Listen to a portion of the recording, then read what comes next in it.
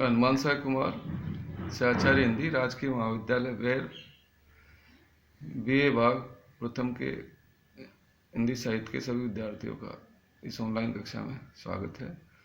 जायसी के नागमती संदेश खंड का अध्ययन कर रहे थे, उसी क्रम में शेष पदों का अध्ययन करेंगे। राजे कहा रे सरग संदेशी, उतर आओ मोहि मिलू रे विदेशी। पाय टेक तोई लायो हीरे, प्रेम संदेश कहु होई नीरे। कहाँ विहंगम जो वनवासी, कित गिरही ते होय उदासी। जेहि तरिवर तर तुम अस कोऊ, कोकिल काक बराबर दोऊ। धरती में दारा परा, हारी जाग भूमि पर हरा। फिरो वियोगी डारे डारा, करो चले कहीं पंख पसारा। जिए कह घरी गढ़ती नित जाई, सांझे जीव रहे दिन नाई। जे लही फिरो मुकत होई, परो न पींजर माय। जाऊ बेग थल आपने, है जेई बीच निभाओ।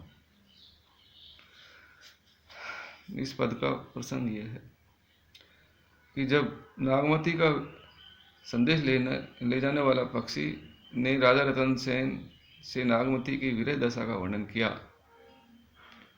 तो राजा ने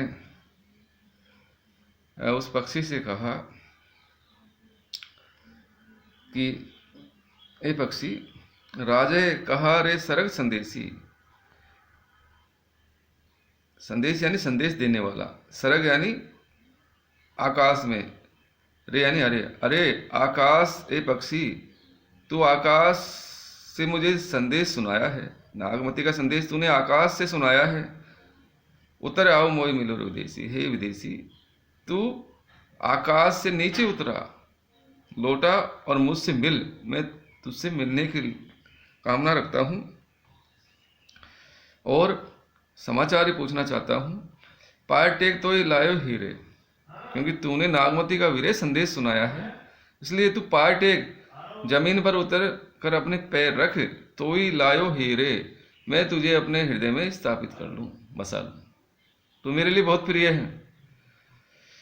प्रेम संदेश कहू होई नीरे, और तू मेरे निकट आकर उस प्रेम संदेश को, समाचार को सुना, अर्थात नागमती के उस प्रेम संदेश, प्रेम वियोग संदेश को मुझे सुना। कहा विहंगम जो वनवासी, कित ग्रहिते हुए उदासी।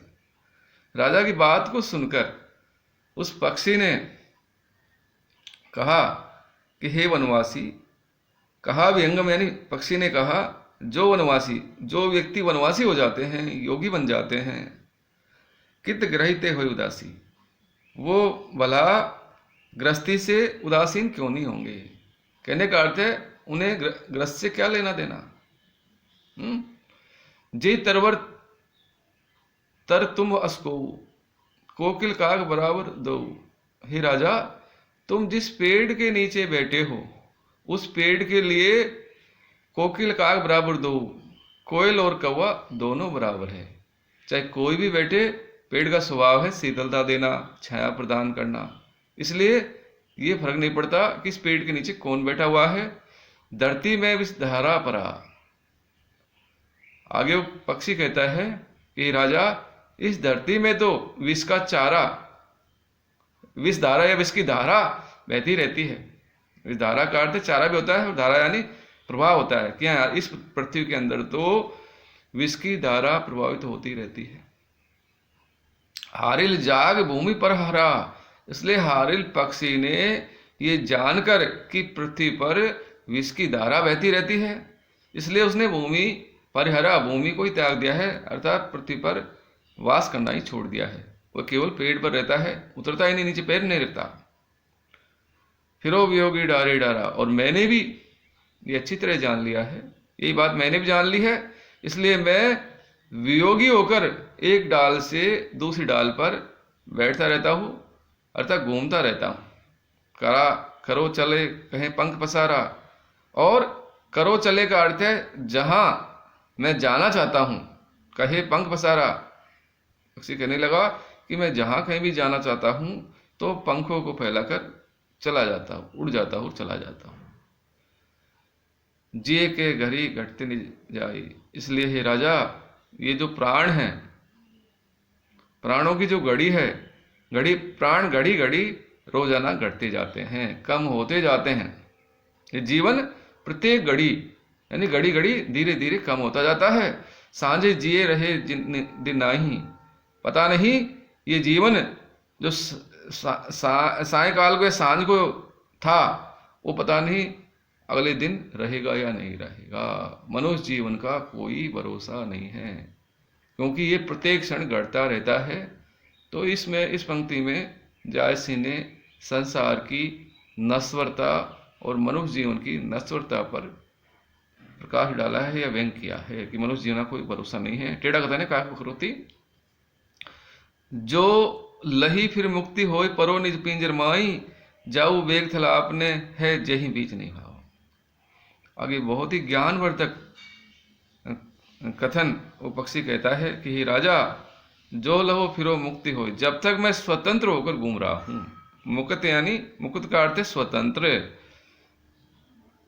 जो लही जब तक, फिरो यानी घूम रहा हूं, मुक्त हो स्वतंत्र होकर जब तक मैं घूम रहा हूं। परो न पिंजर माए, तब तक मैं, पिंजर का अर्थ है पिंजड़ा, तब तक मैं पिंजड़े में कैद नहीं होऊंगा, पिंजड़े में नहीं आऊंगा। आदमी स्वतंत्र होकर जीता है तो उसको अलग ही सुख मिलता है, लेकिन वो पराधीन होकर जीता है तो उसको बड़ा कष्ट झेलने पड़ते हैं। जाओ वेग थला आपने है जेऊ निभाव। आगे वो कहता है कि राजा, मैं शीघ्र ही उस स्थान पर चला जाऊंगा, अपने उस स्थान पर चला जाऊंगा जहां पर मेरे अपने लोग हैं और जिनके बीच रहने से ही मेरा निर्वाह होगा। भाव ये कि राजा, सही बात यह है, तू यहाँ सिंगलगढ़ में ससुराल में रह रहा है, पद्मावती के पास रह रहा है, वो उसका पियर है, नहर है, और वहाँ पर तुझे बहुत सारे बंधनों में रहना पड़ रहा है। इसलिए जैसे मैं स्वतंत्र हूँ, ऐसे ही तू यहाँ से स्वतंत्र हो जा और चित्तौड़गढ़ चला जा, क्योंकि वहाँ पर तेरे अपने लोग हैं, तेरा परिवार है, उनके बीच में ही तेरा निर्वाह होगा। तो यहाँ ये व्यंग भी किया गया है, तू यहाँ क्यों पड़ा हुआ है, शीघ्र चला जा। इस तरह वो पक्षी राजा के मन में चित्तौड़गढ़ का जो प्रेम है, या ये कहा जाए कि घर लौटने का भाव बढ़ता है कि तू अपने लोगों के पास चला जा, वहाँ रहने में जो सुख मिलेगा वह सुख यहाँ रहने में नहीं मिलेगा, यहाँ तो पराधीन जीवन है। तो इस दोहे में बहुत ही मार्मिक कथन किया गया है, लोक नीति के बारे में बताया है। दूसरा इसमें यह भी बताया है इस पूरे पद में कि जगह जगह व्यंग भी है, कित ग्रहिते हुई दासी। बोला कित ग्रहिते हुई दासी, तू गृहस्थी से उदासीन क्यों हो गया। अर्थात योगियों को गृहस्थी से कोई लेना देना नहीं होता है, व्यंग भी किया है। तुझे इस समाचारों से नागमती से क्या लेना देना, व्यंग भी किया गया है। और काकपकरोक्ति का सुंदर इसमें वर्णन किया गया है, मनुष्य जीवन की नश्वरता के बारे में बताया है, और व्यक्ति को वहीं रहना चाहिए जहाँ उसके अपने हैं। ये इस नीतिपरक कथन भी इसमें कहा गया है। आगे कई संदेश विहंगम चला, आग लाग सगरो सिंगला, घरी एक राजा घोरावा, बहा आलोक पुनि दिष्ट न आवा, पंखी नाव न देखा पाखा। राजा होय फिरा के शाखा, जस हेरत व पंख हिराना, दिन एक हमहू करब पयाना, जो लगी प्राण पिंड एक ठाऊं, एक बार चित्तौड़गढ़ जाऊं। आवा भवर मंदिर में केवा, जीव साथ ले गयो परेवा, तन सिंगल मन चित उर बसा, जीव विसंबर नागिन जिम डसा। देते नार्या से पूछे ही, हमें वचन जीव तंत, रस उतरा वश्चंड रहा, ना होई तंत मंत। आगे उसी क्रम में देखिए अब, इस तरह पक्षी ने राजा के प्रश्नों का उत्तर दिया और उसके बाद वह पक्षी चित्तौड़गढ़ चला गया। उसका जो वियोग समाचार था, वियोग संदेश जो उसने दिया, उसका जो प्रभाव है और राजा के मन में किस तरह नागमती का जो प्रेम है वो बढ़ने लगा।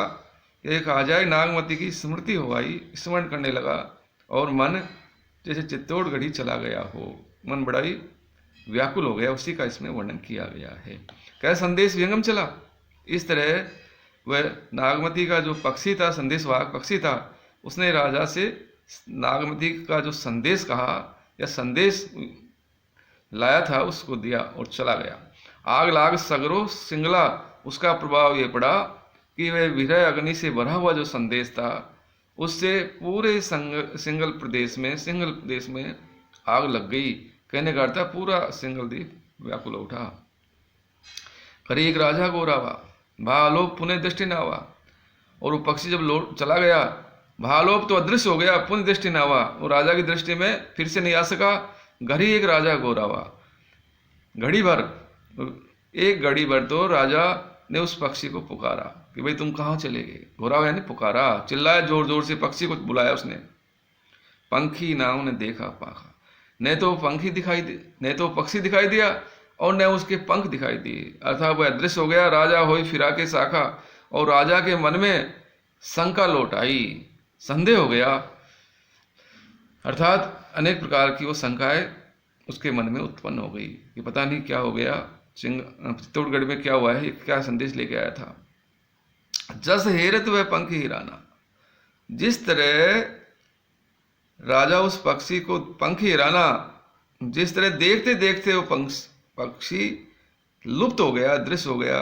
दिन एक हमो करब बयाना, वो शंका करने लगा कि जिस तरह देखते देखते पक्षी लुप्त हो गया, गायब हो गया, एक दिन हमें भी इस संसार से प्रस्थान करना है, चले जाना है। देख देखते हमें इस संसार से चले जाना है।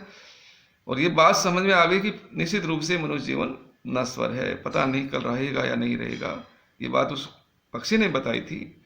जो लगे प्राण पिंड एक ठाऊं, आगे राजा सोचता है कि जब तक ये मेरे प्राण इस शरीर में स्थापित है, ये शरीर में उपस्थित है, एक बार चित्तौड़गढ़ जाऊं तो निश्चित रूप से मैं एक बार चित्तौड़गढ़ जाऊंगा। जब तक मेरे शरीर में प्राण है, जब तक प्राण मेरे शरीर में स्थापित है, जब उस स्थान पर उपस्थित है, तब तक, जब तक ये प्राण मेरे शरीर में है, तब तक मैं एक बार चित्तौड़गढ़ अवश्य जाऊंगा। ये उसने मन में निश्चित कर लिया।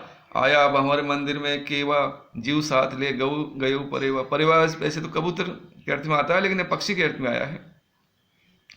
राजा सोचता है जीव साथ ले गयो परेवा, जैसे मेरे प्राणों को वो पक्षी अपने साथ ही चित्तौड़गढ़ ले गया हो। आया अब हमारे मंदिर में केवा, केवा यानी कमल, अन्योक्ति है कि जैसे राजा जैसे महल में पहुंचा, पद्मावती के महल में पहुंचा तो बड़ा ही उदासीन था, बड़ा ही व्याकुल था। उस समय ऐसा लग रहा था आया भंवर मंदिर में केवा, कि राजा रूपी भ्रमर जैसे ही पद्मावती के राजमहल में, पद्मावती रूपी कमल के राजमहल में आया तो वो बड़ा ही उदास था। ऐसा लग रहा था जैसे उसके प्राणों को पक्षी अपने साथ ही ले गया हो। तन सिंगल मन चित्तुर बसा, उस समय राजा की यह स्थिति हो रही थी कि उसका शरीर तो सिंगल देश में था और मन जैसे चित्तौड़ में चला गया हो, बस गया हो।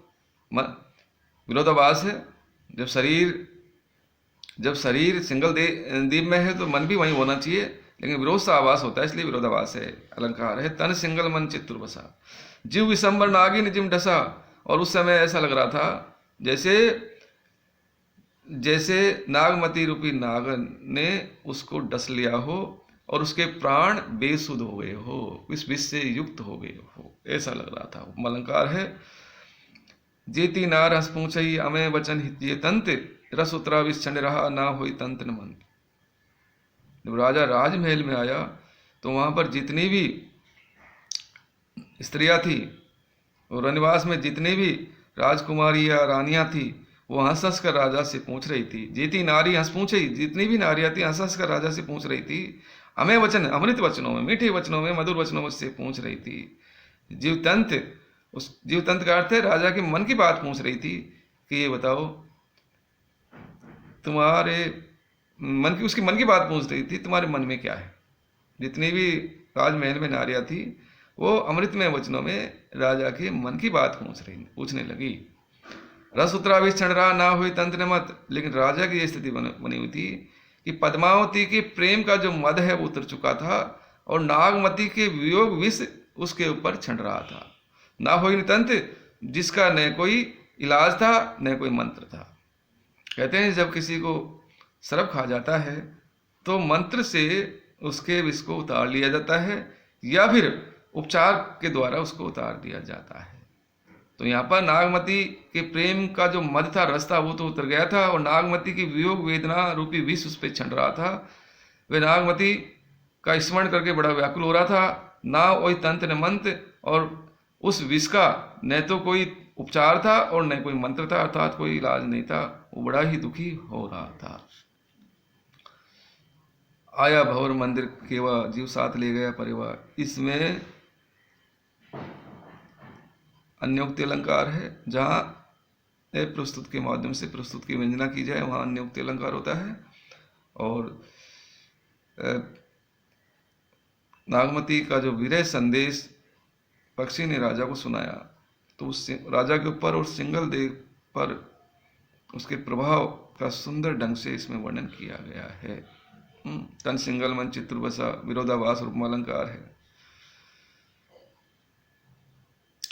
आगे बरस एक तेई सिंगल बहेहु, भोग विलास करत दिन गए हूँ। बाह उदास जो सुना संदेशु, संवर चला मन चित्र देसु। कंवल उदास जो देखा भंवरा, थिर न रहे असमालती संवरा। जोगी भंवरा पवन पर आया, कित सो रहे जो चित उठावा। जो पे काट देव जीव कोई, जोगी भंवर ने आपन होई। तजा कंवल मालती है गाली, अवृत थिर आछे अलयाली। गंधर्व सेन आओ सुनबारा, कस जीव वह उदास तुम्हारा। मैं तुम्हारी जीव लावा, दीन नैन में वास। जो तुम हो उदास तो ये काकर का विलास। इस पद में जायसी ने 1 वर्ष तक राजा सिंगल द्वीप में रहा, पद्मावती के यहाँ रहा, और पक्षी द्वारा नागमती के विरह संदेश को सुनाने पर उसकी क्या स्थिति हुई है, और उसी का इसमें वर्णन है। बरस एक तेज सिंगल बह हूँ। राजा रतन सेन 1 वर्ष तक सिंगल में रहा। बरस 1 वर्ष तक तेज सिंगल बहू, सिंगल में वो रहा। भोग विलास करत दिन गयू, और भोग विलास करते हुए उसके दिन बीतते। अतः पद्मावती के साथ भोग विलास करते हुए उसको 1 वर्ष सिंगल दिन में हो गया था। बाउदास जो सुना संदेशु, जब से राजा ने उस पक्षी से नागमती का संदेश सुना है तब से वह उदास हो गया। संवर चला मन चित्र देसु, और उस समय ऐसा लग रहा था जैसे संवर यानी स्मरण करके, नागमती का स्मरण करके उसका मन चित्तौड़गढ़ चला गया हो। कमल उदास जो देखा भंवरा, थिर न रहे असमालती संवरा। मालती एक लता है जिसमें बहुत सुंदर फूल आते हैं, और उन फूलों में बहुत ही गंध होती है, कमल से भी अधिक गंध होती है। और जब कोई भ्रमर कमल के फूल पर बैठता है और उसको जैसे मालती गंध दिखाई पड़ती है, तो उस कमल के फूल को छोड़कर वह मालती की फूल पर जाके बैठ जाता है। यहाँ पर कमल कौन है? पद्मावती है, और मालती है नागमती। रूपकाति से युक्त अलंकार है इसमें। जहाँ उपमान के द्वारा उपमेय का पता लगा लिया जाए वहाँ रूपकाति से युक्त अलंकार होता है। कमल उदास जो देखा भंवरा, यहाँ भी अन्योक्ति एक तरह से। जब से भंवरा यानी राजा रतन सेन रूपी भंवरा ने जब से कमल उदास जो देखा भंवरा, थिरने रहे असमाल थे, क्योंकि राजा रतन सेन रूपी भंवरा अब तक पद्मावती रूपी कमल पर बैठा हुआ था, अर्थात पद्मावती के प्रेम में भरकर वो रह रहा था या पद्मावती की तरफ आकर्षित था। कमल उदास जो देखा भंवरा, जब से उस ब्राह्मण ने, जो राजा रतन सेन रूपी ब्राह्मण ने पद्मावती रूपी कमल के पास वो था, और जब से उसने उस नागमती रूपी मालती का स्मरण किया तब से उसका मन स्थिर नहीं था और वो बहुत ही उदास हो गया था। जोगी भंवरा पवन पर आया, कित सो रहे चित उठावा। ऐसे आगे वर्णन करते हैं। या पद्मावती कहती है कि जोगी भंवरा पवन पर आया। योगी, भ्रमर और पवन ये पराये होते हैं, ये अपने नहीं हो सकते, क्योंकि जोगी कहीं भी जा सकता है। कितसो रहे चित उठावा, जोगी भंवरा पवन पराया। योगी, भ्रमर और पवन ये पराये होते हैं, कभी अपने नहीं हो सकते। कितसो रहे जो चित उठावा, जिधर को इनका मन करता है उधर कोई उठकर ये चले जाते हैं। जो पे काट देहु जो कोई, यदि कोई व्यक्ति अपने प्राणों को निकाल कर भी इनके आगे रख दे, इनको दे दे, तो जोगी बहुण अपन होई। तो जोगी और भ्रमर ये अपने नहीं हो सकते। तजा कमल मालती है गाली।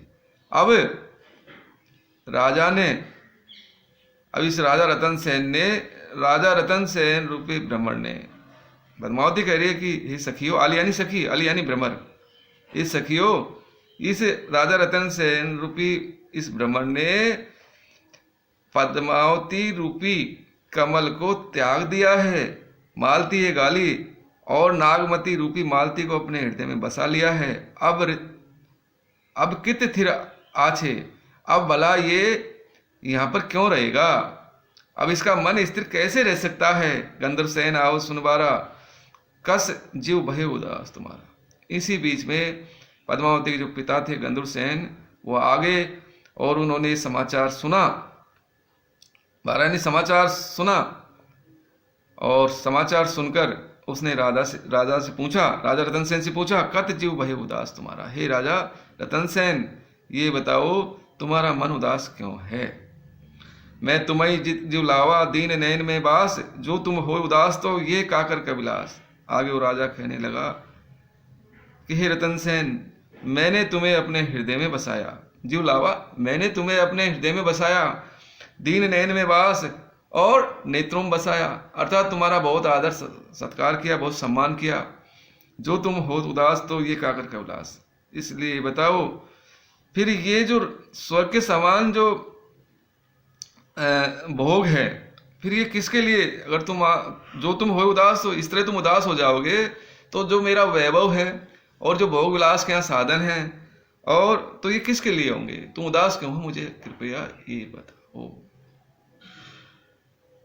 अन्योक्ति इसमें भी आई है, और जोगी भंवरा और पवन के स्वभाव का बताया गया है कि ये किसी के हो नहीं सकते, क्योंकि राजा योगी के रूप में था यहाँ पर, और जो पे काट देव जो कोई जोगी भवन अपने हुई। तो इसमें विशेषोक्ति अलंकार है, अगर कोई प्राणों को निकाल के रख दे तो विश्वास कर लेना चाहिए उस पर, लेकिन ये विश्वास नहीं करते। और तजा कमल मालती है गाली, इसमें अन्योक्ति अलंकार है। इस तरह जायसी रचित पद्मावत जायसी रचित पद्मावत के नागमती वियोग खंड के संदेश खंड के जो 15 पद थे, उनका हमने अध्ययन किया है, और इसमें 2 प्रश्न बनते हैं। जायसी की काव्यगत विशेषता और प्रकाश डालिए, और दूसरा प्रश्न है पठित पाठ के आधार पर नागमती संदेश खंड का शोधन विवेचन कीजिए। नागमती का जो संदेश है उसको अपनी भाषा में लिखिए, उदाहरण सहित लिखिए। इस तरह 2 प्रश्न बनते हैं, तो कोई एक प्रश्न आपसे पूछा जा सकता है, इसलिए उसको ढंग से तैयार कर लेना। अगले कालांश में हम दूसरे कवि का अध्ययन करेंगे। सभी को धन्यवाद।